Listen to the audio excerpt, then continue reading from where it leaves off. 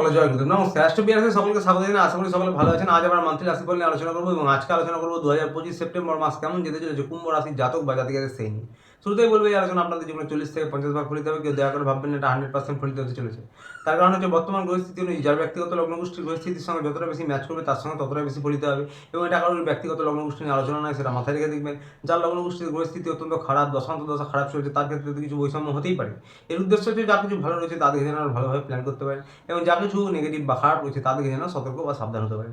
শুরুতেই বলবো যারা বিদ্যার্থী পরীক্ষার্থী রয়েছেন তাদের উদ্দেশ্যে আপনাদের কিন্তু 5 নম্বর যে হাউসটি রয়েছে সেই হাউসটিতে দেবগুরু বৃহস্পতি বসে রয়েছে এবং লম্বা সময় ধরে এখানেই বসে থাকবেন এবং এখান থেকে দেবগুরু বৃহস্পতি কিন্তু আপনাদের 11th হাউসে দৃষ্টি দিচ্ছে, অর্থাৎ সাকসেসের হাউসে, লাভ ভাবে। তো সুতরাং পড়াশোনায় উন্নতি, শিক্ষায় উন্নতি, উচ্চশিক্ষায় উন্নতি, যারা গবেষণামূলক পড়াশোনা করেন, যারা তন্ত্রমন্ত্র জ্যোতিষ নিয়ে পড়াশোনা করেন তাদের জন্য কিন্তু এই মাসটা অবশ্যই ভালো যাবে। তবে হ্যাঁ, প্রচেষ্টা প্রয়াস করতে হবে এবং যারা কম্পিটিটিভ এক্সামের জন্য চেষ্টা করছেন, যারা সরকারি পরীক্ষার জন্য চেষ্টা করছেন তাদের উদ্দেশ্যে বলবো যে সূর্য রয়েছে কিন্তু আপনাদের 7 নম্বর হাউসে এবং সূর্যদেবের এটা স্বক্ষেত্র সিংহ রাশিতে, সেখান থেকে সূর্যদেব কিন্তু আপনাদের লগ্নে দৃষ্টি দিচ্ছে। তো সুতরাং সরকারি পরীক্ষা এবং যে কোনো কম্পিটিটিভ এক্সাম সব কিছুর জন্য কিন্তু বিশেষ করে বলবো যে 17 তারিখ পর্যন্ত সময়টা ভালো। তারপরে সূর্যদেব কিন্তু 8ম হাউসে চলে যাবে।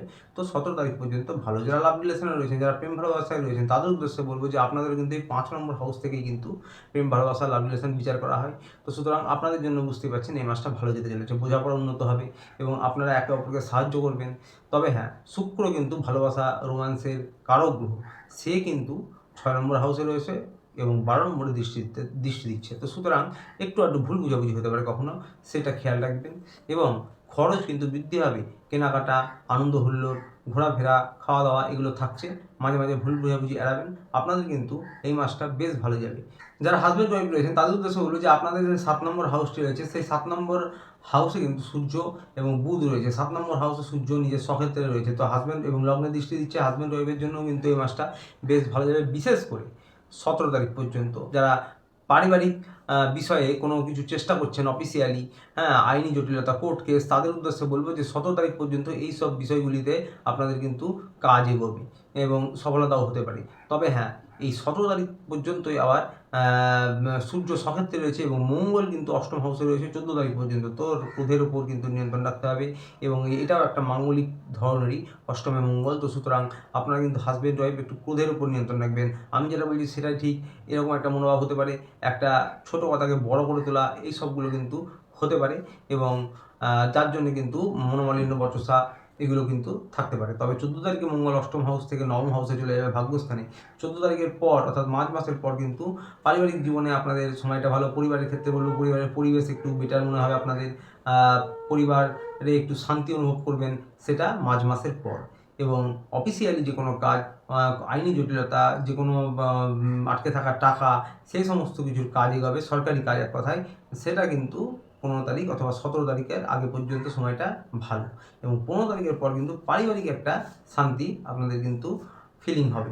তো স্বামী স্ত্রীরা নিজেদের বোঝাপড়া উন্নত করুন এবং আপনাদের কাজের জায়গায় একটু কাজের প্রেশার থাকবে, কর্মব্যস্ত থাকবেন। তো সুতরাং এইগুলো কিন্তু থাকছে এবং এই অফিসিয়ালি কাজের মধ্যে লোন বা কোনো আটকে থাকা টাকা পেমেন্ট এগুলোও কিন্তু সাকসেস হবে। তবে হ্যাঁ, 17 তারিখের মধ্যে, তারপরে নয়। যারা ব্যবসায়ী রয়েছেন, যারা সরকারি বেসরকারি চাকরি করছেন তাদের উদ্দেশ্যে বলবো যে আপনাদের কিন্তু 9 নম্বর স্থানে মঙ্গল যাবে, তবে 15 তারিখে, 14 তারিখের পর ভাগ্যস্থানে মঙ্গল যাবে এবং মঙ্গল এই ভাগ্যস্থান থেকে, হ্যাঁ, 3 নম্বর হাউসে দৃষ্টি দেবে। আপনাদের কর্মব্যস্ততা আবার বাড়াবে এবং আপনারা একটা এনার্জি ফিল করবেন কাজের মধ্যে, কর্মদক্ষতা বাড়বে। তবে হ্যাঁ, যা প্রচেষ্টা প্রয়াস করবেন তাতে সফলতা পাবেন অবশ্যই এবং আপনাদের অর্থনৈতিক পরিকাঠামো কিন্তু ভালো হবে। সূর্যদেব এসে যাবে 8ম হাউসে, আগেই বললাম। তো যে কোনো অফিসিয়ালি কাজ, পেমেন্ট, আইনি জটিলতা আগে বললাম যদিও, সেগুলো কিন্তু 17 তারিখের মধ্যেই আপনাদের কাজ এগোবে, তারপরে না। ব্যবসায়ী যারা রয়েছেন তাদের উদ্দেশ্য বলবো যে আপনাদের কিন্তু 15 তারিখ পর্যন্ত, 14 তারিখ পর্যন্ত এক কথায় সময়টা মার্চ মাস পর্যন্ত ভালো। ব্যবসায় উন্নতি, ব্যবসায় সফলতা, কিছু শুরু করার হলে, বড় কিছু শুরু করতে গেলে, বড় কোনো ডিল করলে, নতুন কোনো ব্যবসা করলে, পার্টনারশিপে কিছু ব্যবসা করলে সেগুলো কিন্তু মার্চ মাসের মধ্যে আপনাদের করে নেওয়া ভালো হবে।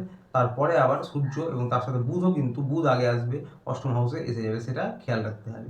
রাজনৈতিক ফিল্ডে যারা রয়েছেন তাদের উদ্দেশ্যে বলবো যে আপনাদের কিন্তু মাসের 17 তারিখ পর্যন্ত সময়টা একটু বিশেষভাবে ভালো।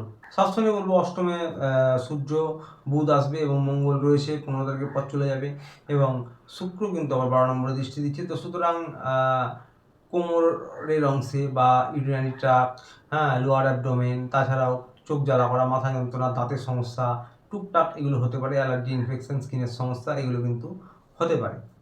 যারা হাই ব্লাড প্রেশার যাদের রয়েছে তাদের কিন্তু মাসের 14 তারিখ 15 তারিখ মাস পর্যন্ত লো প্রেশার, হাই প্রেশার এগুলো কিন্তু টুকটাক ভোগাতে পারে, আপ ডাউন করতে পারে।